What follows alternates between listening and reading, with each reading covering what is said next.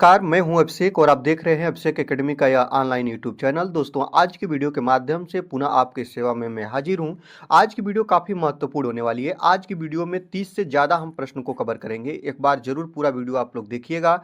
UP TET के according ए हिंदी का practice set काफ़ी खास होने वाला है, इसलिए पूरी वीडियो को आप लोग जरूर देखिएगा। वीडियो में अगर आप नए हैं तो चैनल को सब्सक्राइब कर लीजिएगा, बेल आइकन को प्रेस करिएगा। और दोस्तों, चलिए आज की वीडियो को स्टार्ट करते हैं। आज की वीडियो का पहला प्रश्न हम देखेंगे। दोस्तों, पहला प्रश्न है कि एक से अधिक वर्णों के मेल को क्या कहते हैं। तो एक से अधिक वर्णों के मेल को अक्षर बोलते हैं कि स्वर बोलते हैं कि व्यंजन बोलते हैं कि अनुस्वार बोलते हैं, क्या बोलते हैं दोस्तों? तो एक से अधिक वर्णों के मेल को क्या बोलते हैं? एक से अधिक वर्णों के मेल को व्यंजन बोलते हैं। आपको पता है ना, यहाँ पे सर्वप्रथम देखेंगे वर्ण कितने प्रकार के होते हैं। तो वर्णों की संख्या 52 होती है, ये याद रखिएगा। अगर आपसे कहे कि ये चीजें याद रखेंगे, 52 जो होती है ना, ये कैसे होती है दोस्तों? याद रखेंगे, ये होती है बोलने के आधार पर। इसको आप लोग याद रखेंगे, बोलने के आधार पर। अगर कहे कि लिखने के आधार पर वर्णों की संख्या कितनी होती है, तो लिखने के आधार पर वर्णों की संख्या दोस्तों होती है 53। याद रखेंगे, एक नए वर्ण की उत्पत्ति हुई है जो ये पंजाबी भाषा का वर्ण है। ये भी चीजें याद रखिएगा, पंजाबी भाषा से लिया गया है। आपको याद रखना है स्वर कितने हैं दोस्तों? स्वरों की संख्या 11 है। व्यंजन कितने हैं दोस्तों? वर्ण दो प्रकार के होते हैं, ये देखिएगा, यहाँ पे आप लोग देखिएगा, ये वर्ण होते हैं। वर्ण आपका दो प्रकार में बढ़ जाएगा, एक आपका स्वर में और एक आपका व्यंजन में। स्वर होंगे 11, व्यंजनों की संख्या मूल रूप से बताई गई है 41। ये दोनों चीजें आप लोग याद रखेगा। और स्वर भी दो प्रकार के होते हैं, एक होता है आपका ह्रस्व स्वर, और ह्रस्व स्वर की संख्या होती है 4। और इसके बाद एक होता है दोस्तों आपका दीर्घ स्वर, दीर्घ स्वरों की संख्या होती है 7। इस तरह हम लोग तमाम चीज़ों को देखेंगे और समझेंगे और आगे बढ़ेंगे। तो इसका ऑप्शन क्या होगा? वर्णों से एक से अधिक वर्णों के मेल को क्या बोलते हैं दोस्तों? व्यंजन बोलते हैं। ऑप्शन नंबर सी आपका बिल्कुल सही आंसर हो जाएगा। व्यंजन क्या होते हैं? जैसे आपका क से लेकर अज्ञा तक के जो चीजें देखते हैं व्यंजन होते हैं। याद रखेंगे, इसको सबसे पहले हम लोग क्या बोलेंगे? वर्ण बोलेंगे। वर्ण के बाद इसको क्या बोलेंगे? इसको हम लोग व्यंजन बोलेंगे। कैसे? देखिएगा, जो क होता है ना दोस्तों, याद रखेंगे क का निर्माण कैसे हुआ है? आधा क, और याद रखेंगे अ से हुआ है। तो याद रखेंगे, दो से अधिक वर्णों से मेल को किस बनता है उसे हम लोग क्या बोलते हैं? उसे हम व्यंजन बोलते हैं। दो से अधिक वर्णों के मेल से जो चीजें बनती है, जो वर्ण का निर्माण होता है, उसे हम लोग क्या बोलते हैं दोस्तों? उसको हम व्यंजन बोलते हैं। राइट बात, ऑप्शन नंबर सी आपका बिल्कुल सही होगा। चलिए आगे चलते हैं। निम्नलिखित में से अंत्यस्थ व्यंजन कौन से हैं? अंत्यस्थ व्यंजनों की संख्या हम देखेंगे कितनी होती है दोस्तों? 4 होती है। याद रखेंगे, उष्म व्यंजनों की संख्या कितनी होती है दोस्तों? 4 होती है। इसके बाद संयुक्त व्यंजनों की संख्या कितनी होती है दोस्तों? 4 होती है।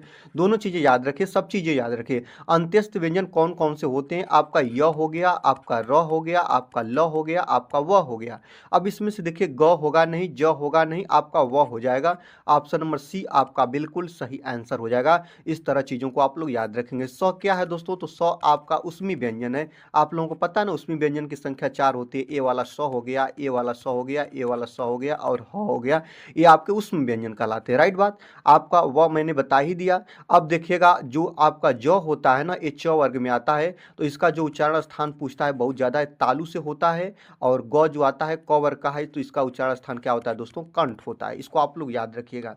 चलिए आगे देखते हैं। हम बात करेंगे कि जिस समास में पूर्व पद गौड़ हो तथा उत्तर पद प्रधान हो, वह कौन सा समास होता है? यहाँ पे देखिएगा, ये 4 ऑप्शन आपके सामने हैं। सबसे पहले पूछता है कि मूल रूप से समास की संख्या कितनी होती है। तो आपको याद रखना है कि मूल रूप से जो समास होते हैं दोस्तों ना, मूल रूप से समास की संख्या 6 होती है। ये पॉइंट आप लोग याद रखिए। अब देखिएगा, द्वंद्व समास कहाँ होता है? जहां पे आपका दोनों पद प्रधान हो। याद रखेंगे, दोनों पद प्रधान हो, दोनों पद प्रधान हो, वहां पे आपका क्या होता है दोस्तों? आपका होता है द्वंद्व समास। याद रखेंगे, बहुब्रीहि समास में कोई पद प्रधान नहीं होता है, कोई पद प्रधान नहीं होता है। याद रखेंगे, इसमें तीसरे पद की प्रधानता पाई जाती है, तीसरा पद प्रधान होता है। ठीक। और इसके बाद जो द्विगु समास होता है ना, द्विगु समास क्या होता है दोस्तों? ये संख्यावाची होता है। क्या होता है? संख्यावाची होता है। तत्पुरुष समास क्या होता है? तत्पुरुष समास में कारक या चिन्ह या विभक्ति का लोप होता है। याद रखेंगे, ये चीजें आपके लिए इंपॉर्टेंट है। और जो आपके तत्पुरुष समास होते हैं ना, इसी में पूर्व पद गौड़ होता है और उत्तर पद की क्या पद पाई जाती है? प्रधानता पाई जाती है। ऑप्शन नंबर डी आपका बिल्कुल सही आंसर हो जाएगा। इसको आप लोग याद रखिएगा। चलिए आगे देखेंगे दोस्तों, निम्नलिखित में से कौन ऊष्म व्यंजन है, यही आपको बताना है। ऊष्म व्यंजन अभी बता दिए, ऊष्म व्यंजनों की संख्या 4 होती है, जो आपके ह ये क्या है दोस्तों, ऊष्म व्यंजन है। ऑप्शन नंबर ए आपका बिल्कुल सही आंसर हो जाएगा। जो शब्द दो वाक्यांशों, शब्दों और वाक्यों को जोड़ने का कार्य करते हैं उसे हम लोग क्या बोलते हैं। आप लोगों को यही बताना है दोस्तों कि जब जहां कहीं भी दो शब्दों को जो शब्द दो वाक्यांशों को जोड़ने का काम करे, दो शब्दों को जोड़ने का काम करे, दो वाक्यों को जोड़ने का काम करे, उसे आप लोग क्या बोलिएगा, उसको हम लोग बोलते हैं दोस्तों समुच्चय बोधक। क्या बोलते हैं, समुच्चय बोधक बोलते हैं। ऑप्शन नंबर सी आपका बिल्कुल सही आंसर हो जाएगा। आगे देखते हैं, अंगुली का तद्भव क्या होगा दोस्तों। आपको मैंने कई बार चीजें बताई है, रटाया है दोस्तों। अंगुली का तद्भव जो होता है उंगली होता है, याद रखेंगे दोस्तों। ऑप्शन नंबर सी आपका बिल्कुल सही आंसर हो जाएगा। आगे देखते हैं, समास किसे कहते हैं। समास की जब परिभाषा आपको बताया गया दोस्तों, तो वहां पे मैंने आपको बताया कि दो शब्दों के मेल को समास बोलते हैं, ठीक ना। आपको पता होना चाहिए शब्दों के मेल को क्या बोलते हैं दोस्तों, समास बोलते हैं। और अक्षर क्या होता है, वर्णों के मेल को बोलते हैं। याद रखेंगे, यहाँ कहीं भी वर्णों के अक्षर के मेल को क्या बोलेंगे दोस्तों, तो याद रखेंगे इसको हम लोग क्या बोलेंगे, संधि बोलेंगे। क्या बोलेंगे दोस्तों, संधि बोलेंगे। और इसको क्या बोलेंगे, हम लोग समास बोलेंगे। तो समास किसे बोलेंगे, तो समास जो होता है शब्दों के मेल को बोलते हैं। ऑप्शन नंबर ए आपका बिल्कुल राइट हो जाएगा। आगे देखते हैं, क्रिया विशेषण एक भेद है। याद रखेंगे दोस्तों, क्रिया विशेषण एक भेद है, अव्यय का, कि विशेषण का, कि निपात का, कि समापीपा का, किसका है दोस्तों, यही आपको बताना है। तो देखिएगा, क्रिया विशेषण एक भेद है किसका दोस्तों, तो अव्यय का। अव्यय होते क्या है, अव्यय वे शब्द होते हैं ना, याद रखेंगे, जो लिंग वचन के अनुसार कहीं भी कभी भी किसी परिस्थिति में, किसी कंडीशन में, किसी सिचुएशन में अपने जो अर्थ होते हैं या अपने लिंग वचन के अनुसार कभी बदलते नहीं है दोस्तों। ऑप्शन नंबर ये आपका बिल्कुल सही आंसर हो जाएगा। आगे देखते हैं, गणेश का पर्यायवाची शब्द क्या होगा। जो गणेश शब्द है दोस्तों, इसका पर्यायवाची क्या होगा। सुधांशु होगा दोस्तों, नहीं होगा। क्यों नहीं होगा, आपको पता है सुधांशु किसका पर्यायवाची शब्द है, तो चंद्रमा का है। ये चीजें याद रखना। कुबेर होगा, नहीं। गणेश का जो पर्यायवाची शब्द होता है एक दंत होता है। ऑप्शन नंबर सी आपका बिल्कुल सही आंसर हो जाएगा। आगे देखते हैं, ई लोक का विपरीतार्थक शब्द क्या होगा। विपरीतार्थक का मतलब विलोम शब्द। ई लोक का क्या होता है दोस्तों, ई लोक का होता है परलोक। ऑप्शन नंबर डी आपका बिल्कुल सही आंसर हो जाएगा। परलोक इसका होगा, बिल्कुल डी आपका सही हो जाएगा।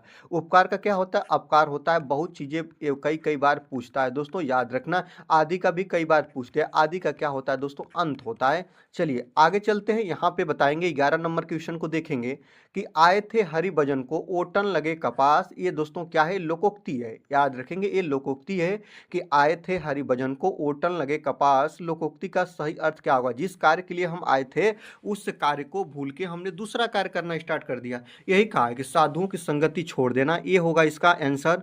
कि वंचित कार्य को छोड़कर अन्य कार्य में लग जाना, ये होगा। कि भक्ति छोड़कर व्यापार करने लगना, कि गृहस्थी के झंझटों में फंस जाना। आपको बता दे दोस्तों, आए थे हरि भजन को ओटन लगे कपास, लोकोक्ति का जो सही अर्थ होगा ना दोस्तों, याद रखेंगे, वो आपका ऑप्शन नंबर कौन सही हो जाएगा, ऑप्शन नंबर बी आपका सही हो जाएगा। कि वंचित कार्य मतलब जिस कार्य के लिए हमने आया था, यहाँ पे जिस कार्य को करने के लिए हम आए थे उस कार्य को न करके हमने दूसरे कार्य में लीन हो गए। इसको याद रखेंगे, ऑप्शन नंबर बी आपका सही हो जाएगा। चलिए अब हम 12 नंबर की बात करते हैं। 12 नंबर का रहा है कि निम्नलिखित में से, याद रखेंगे, निम्नलिखित में से कौन कमल का पर्यायवाची नहीं है। याद रखेंगे, कमल का पर्यायवाची शब्द कौन नहीं है। राजीव नहीं है, कि आपका कुवलय नहीं है, कि जलद नहीं है, कि अंबुज नहीं है। कौन सा नहीं है, यही आपको बताना है दोस्तों। तो याद रखेंगे, जो जलद है ना, याद रखेंगे जलद, ये बादल का पर्यायवाची शब्द होता है। ये इंपॉर्टेंट है आपके लिए। ऑप्शन नंबर सी आपका बिल्कुल से हो जाएगा। और सभी राजीव, कुवलय, अंबुज सब क्या है दोस्तों, कमल के पर्यायवाची शब्द हैं, ठीक है। आगे देखते हैं, 13 नंबर की हम बात करेंगे। 13 नंबर क्वेश्चन कर रहा है कि जो अव्यय वाक्य में किसी शब्द के बाद लगाकर उसे विशेष बल प्रदान करते हैं उन्हें हम क्या बोलते हैं। याद रखेंगे, अव्यय क्या होते हैं, अव्यय जो होते हैं दोस्तों अपना निश्चित अर्थ नहीं बदलते हैं। याद रखेंगे, लिंग वचन के अनुसार ये कभी बदलते नहीं है, या अपने अर्थ को बदलते नहीं है, एक्सचेंज नहीं करते हैं। याद रखेंगे, तो जो अव्यय वाक्य में किसी शब्द के बाद लगाकर उसे विशेष बल प्रदान करते हैं उन्हें हम क्या बोलते हैं, प्रत्यय बोलते हैं, कि निपात बोलते हैं, कि विकारी शब्द बोलते हैं, कि उपसर्ग बोलते हैं, क्या बोलते हैं। याद रखेंगे, तो याद रखेंगे दोस्तों, इन शब्दों को निपात बोलते हैं। ये चीजें याद रखेंगे। ऑप्शन नंबर बी आपका बिल्कुल सही आंसर हो जाएगा, इसको आप लोग याद रखेंगे। चलिए 14 नंबर प्रश्न की हम बात करेंगे। 14 नंबर क्वेश्चन करा है कि हिंदी वर्णमाला में ऊष्म व्यंजन कौन से हैं। ऊष्म व्यंजन आपको बता ही दिए हैं, स स सह यही ऊष्म व्यंजन होते हैं। ऑप्शन नंबर ये आपका बिल्कुल सही आंसर हो जाएगा। ये दोस्तों क्या होते हैं, इनको हम लोग दंत व्यंजन का नाम देते हैं। क्या बोलते हैं दोस्तों, दंत व्यंजन का नाम देते हैं। और याद रखेंगे इसको हम लोग क्या बोलते हैं, मूर्धा व्यंजन बोलते हैं। याद रखेंगे मूर्धा व्यंजन, इनका उच्चारण मूर्धा से होता है। आगे देखते हैं, याद रखेंगे इसको हम क्या बोलते हैं, तालु व्यंजन बोलते हैं। इसका उच्चारण जो होता है वह तालु से होता है। तो ऑप्शन नंबर ये आपका सही होगा, इसको आप लोग याद रखिएगा। चलिए आगे चलते हैं, हम बात करेंगे 15 नंबर क्वेश्चन की। 15 नंबर क्वेश्चन है प्यारे, जो व्याकरण जानता है एक शब्द के क्रम से सही विकल्प चुनिए, उसे हम शास्त्री बोलेंगे, बिल्कुल नहीं बोलेंगे। व्याकरण बोलेंगे कि व्याकरणविद बोलेंगे, कि इनमें से कोई नहीं। याद रखेंगे दोस्तों, जब ये प्रश्न बना था तो बहुत से ऐसे प्यारे साथी होंगे जो व्याकरणविद को मारेंगे, लेकिन व्याकरणविद इस प्रश्न का बिल्कुल गलत आंसर है। याद रखेंगे, जो व्याकरण जानता है उसे हम लोग क्या बोलते हैं, व्याकरण बोलते हैं। ऑप्शन नंबर बी आपका बिल्कुल सही आंसर हो जाएगा। इसको आप लोग बिल्कुल इंपॉर्टेंट में, वेरी वेरी इंपॉर्टेंट में रखिएगा। उसको हम लोग व्याकरणविद नहीं बोलेंगे दोस्तों, उसे व्याकरण बोलेंगे। ऑप्शन नंबर बी जो लिखा है इसको ध्यान रखिएगा। चलिए 16 नंबर की हम बात करते हैं दोस्तों। 16 नंबर प्रश्न कह रहा है कि कृदंत प्रत्यय किन शब्दों के साथ जुड़ते हैं, यही आपको बताना है दोस्तों। याद रखेंगे, जो कृदंत प्रत्यय होते हैं वह कहाँ पे जुड़ते हैं या किन शब्दों के साथ जुड़ते हैं। तो दोस्तों याद रखेंगे, संज्ञा के साथ जुड़ते हैं, कि सर्वनाम के साथ जुड़ते हैं, कि क्रिया के साथ, कि अव्यय के साथ। आपको बता दें, कृदंत प्रत्यय जो होते हैं ना वह क्रिया के साथ जुड़ते हैं। याद रखेंगे, ऑप्शन नंबर आपका क्या सही हो जाएगा, ऑप्शन नंबर सी आपका सही हो जाएगा, क्रिया के साथ जुड़ते हैं। ऑप्शन नंबर सी आपका राइट आंसर हो जाएगा। चलिए आगे देखते हैं दोस्तों, हम बात करेंगे, जो युद्ध में स्थिर हो उसे क्या बोलते हैं। जो युद्ध में स्थिर हो उसे हम लोग क्या बोलेंगे, युधिष्ठिर बोलेंगे। क्या बोलेंगे दोस्तों, युधिष्ठिर बोलेंगे। ऑप्शन नंबर बी आपका बिल्कुल सही आंसर हो जाएगा। 18 नंबर हम प्रश्न की बात करेंगे, कमल के समान नयन में समास क्या होगा। आपको बताया ना कि जहां कहीं भी एक दूसरे से तुलना की जाए वहां पे कौन सा समास होता है, कमल के समान नयन, ठीक ना। और आपको पता है ना कि इसमें दोस्तों कर्म की प्रधानता पाई जाती है। तो जब ऐसी चीजें आपके सामने आए तो इसमें क्या होगा, तो कर्मधारय समास होगा। ऑप्शन नंबर सी आपका बिल्कुल सही आंसर हो जाएगा। इसमें विशेषण और विशेष चीजें आ रही है, एक दूसरे की समान चीजें आ रही है और इसमें कर्म की प्रधानता पाई जा रही है, तो इसमें कर्मधारय समास होगा। ऑप्शन नंबर सी आपका बिल्कुल सही आंसर हो जाएगा। 19 नंबर हम प्रश्न की बात करेंगे दोस्तों।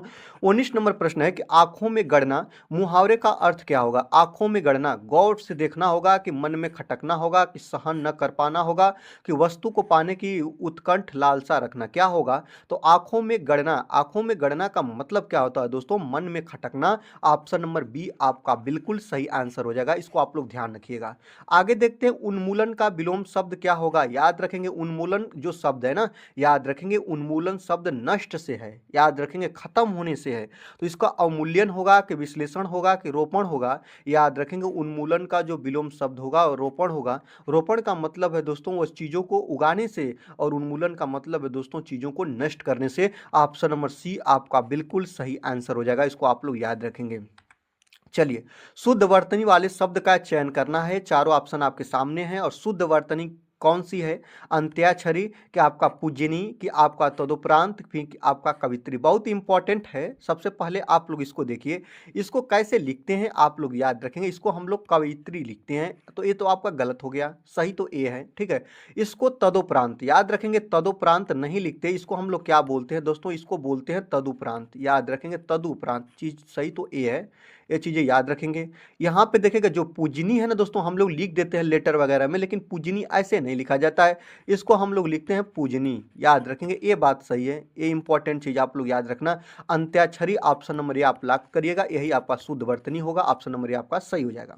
आगे देखते हैं, बंदर का तत्सम रूप क्या होगा। तो जो बंदर शब्द है ना, इसका तत्सम रूप मरकट होगा, कि आपका बानर होगा, कि आपका कपि होगा, कि आपका हरि होगा, क्या होगा, यही आपको बताना है दोस्तों। तो बंदर का तत्सम शब्द वानर होता है। ऑप्शन नंबर बी आपका बिल्कुल सही आंसर होगा। आगे देखते हैं कि वाजाल, वाजाल जो शब्द देख रहे हैं दोस्तों, इसका संधि विच्छेद क्या होगा, यही आपको बताना है। शब्द है वाजाल, और वाजाल का जो संधि विच्छेद होगा वह क्या होगा, आप इसको बहुत ध्यान से देखिएगा। तो यह टूटेगा किसमें, वाक धन के जाल में। और आपको पता है इसमें कौन सी संधि होगी, तो व्यंजन संधि हो जाएगी। आपको पता है ना, यहाँ भी व्यंजन, यहाँ भी व्यंजन, तो इसमें क्या होगा दोस्तों, व्यंजन संधि होगा। याद रखेंगे, ऑप्शन नंबर ये आपका राइट बात हो जाएगा। चलिए आगे देखते हैं कि बैठे से बैगार भली, याद रखेंगे, बैठे से बेगार भली कहावत का सही अर्थ क्या होगा? तो याद रखेंगे बेगारी। बेगारी का मतलब होता है कि कम पैसे में या बिल्कुल ना के बराबर में किसी का कार्य कर देना, याद रखेंगे। तो बैठे से बेगार भली का कहावत का अर्थ होगा बेगार की आदत होना, बैठे बैठे बेगार होती है, बैठे बैठे बेगार होती है, निरर्थक से कम लाभ का काम अच्छा होता है, और बेगार की आदत न डालना। याद रखेंगे निरर्थक मतलब कि आप बिना कार्य किए हुए या चीज़ों को, आपके पास कोई कार्य नहीं है, आप बेगार में बैठे हुए हैं, बेकार हैं आप, तो निरर्थक से कम लाभ का काम कर लीजिए, कि मतलब आपको कोई काम नहीं है तो कुछ भी लाभ मिल रहा है तो आप उस चीज़ों को कर लीजिए। तो यही है दोस्तों कि बैठे से बेगार भली, ऑप्शन नंबर सी आपका बिल्कुल सही हो जाएगा, कि बैठने से अच्छा है कि कुछ भी कर लो, थोड़े से लाभ पर भी कोई कार्य कर लो। ऑप्शन नंबर सी आपका बिल्कुल सही आंसर हो जाएगा। आगे देखते हैं कि य र ल व व्यंजनों को कहते हैं, क्या बोलते हैं? अंत्यस्थ व्यंजन बोलते हैं। ऑप्शन नंबर बी आपका बिल्कुल सही आंसर हो जाएगा। स्पर्श व्यंजनों की संख्या कितनी होती है दोस्तों? 25 होती है। याद रखना उत्क्षिप्त व्यंजन की संख्या पूछता है, तो उत्क्षिप्त व्यंजनों की संख्या कितनी होती है दोस्तों? 2 होती है। आपका ढ और ढ हो गया। आपको एक बात बता दूं, क वर्ग में कितने व्यंजन होते हैं? 5 होते हैं। आपका च वर्ग में कितने होते हैं? 5 होते हैं। ट वर्ग में कितने होते हैं? 5 होते हैं। त वर्ग में कितने होते हैं दोस्तों? 5 होते हैं। और आपका जो दोस्तों याद रखेंगे प वर्ग होता है, प वर्ग में कितने होते हैं? 5 होते हैं। और यही दोस्तों होते हैं आपके क्या दोस्तों? स्पर्श व्यंजन। याद रखेंगे इन्हीं को क्या बोलते हैं प्यारे? इसी को बोलते हैं स्पर्श व्यंजन। इनको आप लोग याद रखेंगे। नासिक के व्यंजन की संख्या पूछे तो नासिक के व्यंजन कितने होते हैं? तो 5 होते हैं।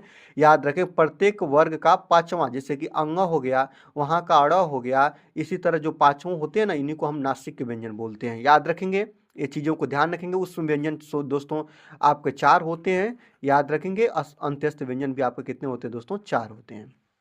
चलिए आगे देखते हैं करपट का तद्भव रूप कौन सा होगा, यही आपको बताना है दोस्तों। तो याद रखेंगे करपट का तद्भव शब्द क्या होगा?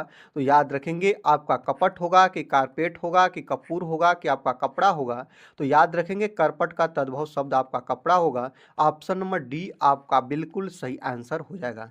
आगे देखते हैं दोस्तों, यहाँ पे देखेंगे निम्नलिखित में से सकर्मक क्रिया क्या है? सकर्मक क्रिया मतलब एक सार्थक कार्य होना पाया जाए, उसमें होती है दोस्तों सकर्मक क्रिया। जैसे कि देखिएगा मंदाकिनी सोती है, सोना हो गया, रोना हो गया, ये सब सकर्मक क्रिया की एग्जाम्पल नहीं है। याद रखेंगे पक्षी आकाश में उड़ते हैं, ये भी नहीं होगा। बालक खिलौने पाकर हंसना, हंसना रोना सोना, ये सब दोस्तों सकर्मक क्रिया नहीं है, ये अकर्मक क्रिया है। यहाँ पे देखिएगा बालिका निबंध लिख रही है, मतलब कोई सार्थक कार्य कर रही है। ऑप्शन नंबर बी आपका क्या होगा? तो सकर्मक क्रिया होगा। ऑप्शन नंबर बी को आप लोग लॉक करिएगा। आगे देखते हैं नाक का बाल होना, मुहावरे का अर्थ क्या होगा, यही बताना है दोस्तों। कि नाक का बाल होना, नाक का बाल होना का मतलब क्या होता है? अधिक समीप होना, थोड़ा तो बात सही है। अधिक प्रिय होना और कष्ट देना, पालतू होना। आपको बता दें नाक का बाल होने का जो सही आंसर होगा दोस्तों, याद रखेंगे वह होगा आपका अधिक प्रिय होना। ऑप्शन नंबर बी को आप लोग लॉक करिएगा, यही बिल्कुल सही आंसर हो जाएगा। आगे देखते हैं कवित्री का संशोधित रूप क्या होगा, यही आपको बताना है दोस्तों। याद रखेंगे कवित्री, कवित्री का जो संशोधित रूप क्या होता है, यही आपको बताना है। और आप बिल्कुल ध्यान से देखिएगा, आपको मैंने बताया भी है कि जो आपकी कवित्री होती है वो शब्द कैसे लिखा जाता है। तो ऑप्शन नंबर डी आपका बिल्कुल सही आंसर हो जाएगा, इसको आप लोग याद रखेंगे। आगे देखते हैं निम्नलिखित में से आपका कौन सा रात्रि का पर्यायवाची नहीं है, यही आपको बताना है। तो रात्रि का पर्यायवाची कौन नहीं होगा, यही आपको बताना है।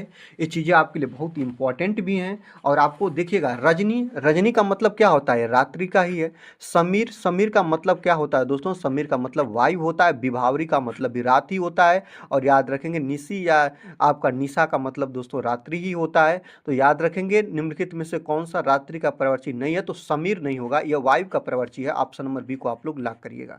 आगे देखते हैं दोस्तों 31 नंबर हम प्रश्न की बात करेंगे। 31 नंबर का रहा है कि निम्नलिखित में से किस वाक्य में सकर्मक क्रिया है? सकर्मक क्रिया बताना है। छोटा बच्चा खिलखिलाकर हंसा, हंसना तो दोस्तों ये अकर्मक क्रिया का है। बच्चे छत पर पतंग उड़ा रहे हैं, बात तो सही है। छात्र मैदान में दौड़ रहे हैं और मैं रोज टहलता हूं। तो याद रखेंगे कोई कार्य होना अगर पाया जाए तो वहां पे सकर्मक क्रिया होती है। और देखिएगा मैदान में दौड़ रहे हैं ना, तो दौड़ना आपका सकर्मक एग्जाम्पल नहीं होता है या अकर्मक होता है। बच्चे छत पर पतंग उड़ा रहे हैं, तो मतलब यही दोस्तों इसका कर्मक क्रिया होगा। ऑप्शन नंबर बी आपका राइट आंसर हो जाएगा। आगे देखते हैं कि शब्द अन्वय का संधि विच्छेद क्या होगा, यही आपको बताना है। 32 नंबर के प्रश्न की हम बात करेंगे दोस्तों। तो अन्वय जो होता है ना दोस्तों, ये किस में टूटेगा, अनुधन के, याद रखेंगे अनुधन के अय में टूटेगा। और इसमें क्या होगी आपको पता होना चाहिए, स्वर संधि होगी। क्या होगा दोस्तों, स्वर संधि होगा। यहाँ पे उ है, यहाँ पे अ है, तो यहाँ पे आपका स्वर संधि हो जाएगा पहली बात। तो याद रखेंगे ऑप्शन आपका कौन सही होगा, अनुधन के अय में। ऑप्शन नंबर ये आपका राइट बात हो जाएगा। आगे देखते हैं, कलेजे पर सांप लौटना, मुहावरा का अर्थ क्या होगा। कलेजे पर सांप लौटना मतलब दुखी होना होगा, कि ईर्ष्या से जल उठना, कि दुश्मनी निकालना, कि दीनता प्रकट करना, क्या होगा यही आपको बताना है दोस्तों। तो याद रखें, कलेजे पर सांप लौटना मतलब ईर्ष्या से जल उठना। ऑप्शन नंबर बी आपका बिल्कुल सही आंसर हो जाएगा। आगे देखते हैं, हम बात करेंगे 34 नंबर प्रश्न की। 34 नंबर प्रश्न कह रहा है कि यथा रुचि में समास होगा। तो याद रखेंगे दोस्तों, आपका यथा रुचि में कौन सा समास होगा, बहुब्रीहि समास होगा, कि तत्पुरुष होगा, कि अव्ययी भाव होगा, कि आपका याद रखेंगे ये आपका समास होता है नहीं, कि इनमें से कोई नहीं। याद रखेंगे इनमें से कोई नहीं, क्या होगा आपको यही बताना है दोस्तों। इसको ऐसे आप लोग रखिएगा क्योंकि यह मिस टाइपिंग है।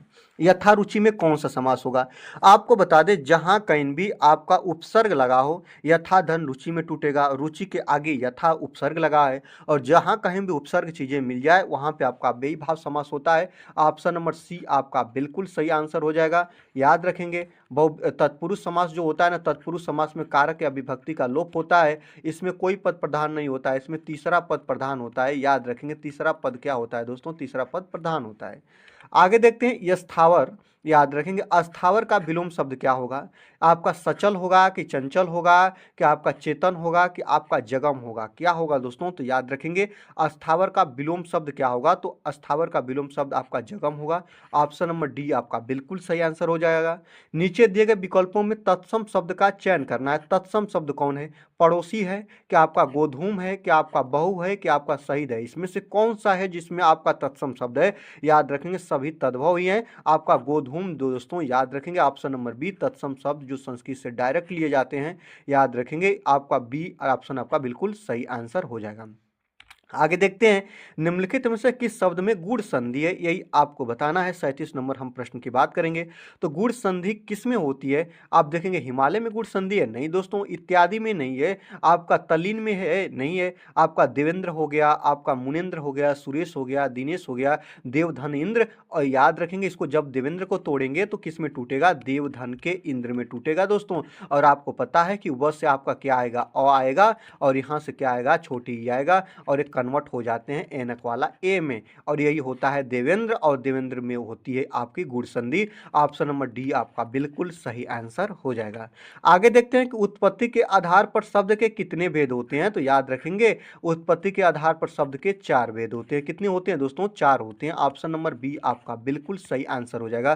कौन कौन से होते हैं तो आपको बता दें दोस्तों, आपके भेद होते हैं, पहला तत्सम, सेकेंड नंबर का बात याद रखिएगा तद्भव, और इसके बाद थर्ड नंबर का बात करिएगा दोस्तों देशज, और इसके बाद फोर्थ नंबर का बात करिएगा विदेशज। क्या होते हैं दोस्तों, विदेशज जो विदेशी भाषाओं से लिए जाते हैं, जो देसी भाषा से लिए जाते हैं, ये चीज़ों को याद रखेंगे। संस्कृत के ऐसे शब्द जिसे हम ज्यों का त्यों प्रयोग में लाते हैं उसे हम क्या बोलते हैं, तत्सम, तद्भव, देशज, विदेशज, क्या बोलते हैं दोस्तों, यही आपको बताना है। तो संस्कृत के वे शब्द जिसको हम ज्यों का त्यों यूज में ले लेते हैं उसे हम लोग तत्सम शब्द बोलते हैं। ऑप्शन नंबर ये आपका बिल्कुल सही आंसर हो जाएगा। आगे देखते हैं कि निम्नलिखित में से आपका यहाँ पे याद रखेंगे रूढ़ शब्द कौन सा है, यही आपको बताना है। रूढ़ शब्द कौन सा है यही आपके लिए बताना है दोस्तों, कि रूढ़ शब्द इनमें से कौन सा होगा। वाचनालय होगा, कि आपका समतल होगा, कि आपका पशु होगा, कि आपका विद्यालय होगा, कौन सा होगा रूढ़ शब्द, आपको बता दें। याद रखेंगे जो रूढ़ शब्द होगा वो पशु होगा। ऑप्शन नंबर सी आपका बिल्कुल सही आंसर हो जाएगा। आगे देखते हैं, परीक्षा शब्द निम्नलिखित में से निम्नलिखित वर्गों में किस वर्ग में आता है, यही आपको बताना है। जो परीक्षा है ना, परीक्षा तत्सम शब्द है, कि तद्भव है, कि विदेशज है, कि देशज है, क्या है दोस्तों आपको यही बताना है। आपको बता दें जो परीक्षा होता है ना, यह तत्सम शब्द का एग्जाम्पल है। ऑप्शन नंबर ए आपका बिल्कुल सही आंसर हो जाएगा। चलिए आगे देखते हैं कि मजिस्ट्रेट जो आप शब्द देख रहे हैं दोस्तों, मजिस्ट्रेट शब्द है, ये तत्सम तद्भव देशज विदेशज क्या है जो इंपॉर्टेंट है, इसी को मैंने लिया है। तो जो मजिस्ट्रेट शब्द है यह विदेशी भाषा से लिया गया है, इसलिए कौन सा शब्द होगा, विदेशज शब्द होगा। ऑप्शन नंबर डी आपका बिल्कुल सही आंसर हो जाएगा।